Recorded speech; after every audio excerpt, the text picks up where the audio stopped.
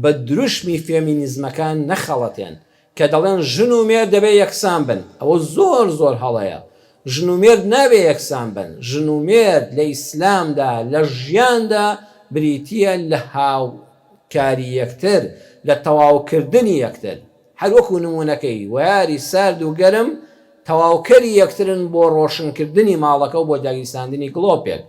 ژن و مێرد کە بتەوێ یەکسان بن بڵێ دەبێت دووار هەردووچیان گەرم بن یان هەردووچیان سار بن. ئەو یەکسانی نییە. ئەو یەکسانی واقع ڕەتی دەکاتەوە، بۆی ئیسلام ڕەتی کردوێتەوە. لە ئیسلامی ئێمەدا ژن و مێرد هاوکار و تەواوکاری یەکترن. بۆیە ئاگاتان لە خۆتان بێ. تکاتان لێ دەکەم با ماڵەکانمان بجێڕینەوە سەر ڕەسەنایەتی ئیسلامەتی و کوردەواری خۆمان کە پیا و دەوری پیاوەتی ببینێ و ژن دەوری ژنیەتی ببینێ.